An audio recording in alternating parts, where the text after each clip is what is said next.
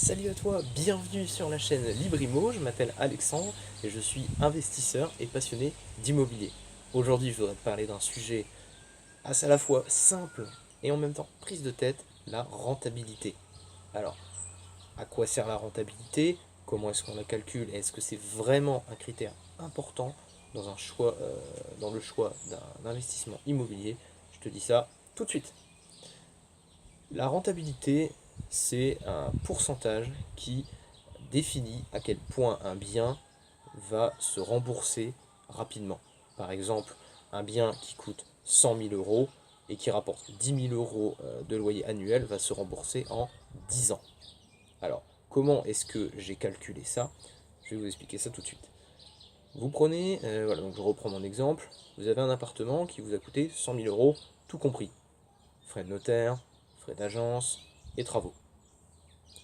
Ce bien génère 10 000 euros de loyer annuel. Vous allez faire 10 000 euros de loyer annuel divisé par le coût de l'acquisition totale, 100 000 euros, et vous allez obtenir 0,10.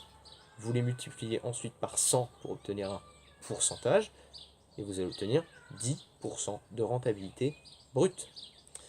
La rentabilité brute, c'est juste les loyers annuel divisé par le coût d'acquisition multiplié par 100. C'est le plus simple et celui utilisé en général par les agents immobiliers. Maintenant, pour avoir un calcul de rentabilité un petit peu plus juste, vous allez devoir aussi inclure vos charges et vos frais annuels. Donc, par exemple, les charges de copropriété dans un appartement ou encore la taxe foncière. Donc, par exemple, dans notre exemple, on va compter 2 000 euros à l'année pour tous ces frais et charges. Donc 10 000 euros de loyer, moins les 2 000 euros, donc frais et charges, on obtient 8 000 euros. 8 000 euros divisé par le coût d'acquisition, donc 100 000 toujours, on obtient 0,8. Donc on les multiplie par 100, on obtient donc 8% de rentabilité nette. Ensuite, il y a un troisième calcul qui est vraiment le calcul exact, c'est la rentabilité donc net de frais, net de charges et net d'impôts. Alors, en l'occurrence, vous aurez juste à faire du coup vos loyers annuels, moins les frais et les charges, moins les impôts, divisé par le coût de l'acquisition, multiplié par 100. C'est toujours le même calcul, juste en soustrayant les différents frais et charges qui impactent vos loyers. En l'occurrence, moi je suis loueur meublé non professionnel. Si vous connaissez un petit peu ce statut, vous savez sûrement qu'ils peuvent faire du déficit foncier et ne pas payer d'impôts pendant plusieurs années en déduisant les travaux, l'ameublement et même la valeur du bien qui va comptablement se dégrader au fil des années. Je vous ferai une vidéo exprès pour ça. C'est un sujet qui peut paraître un peu complexe, mais en réalité, une fois qu'on a compris les bases, ça va tout seul. Alors, la rentabilité, est-ce que c'est vraiment important dans un investissement immobilier? J'aurais tendance à vous dire oui et non. Parce que en fait, quand vous allez comparer deux biens, par exemple, je vais vous dire un appartement et un garage. Alors j'ai rien contre les garages, c'est juste ils ont forcément une valeur plus petite, hein, ça peut aller de 7 000 euros à 20 000 euros hein, sur Paris, mais c'est juste parce que c'est un investissement immobilier un peu plus petit que les autres. Alors c'est très bien pour commencer, il n'y a aucun souci là-dessus. J'ai moi-même fait investir un de mes proches dans 4 garages, et il est très content.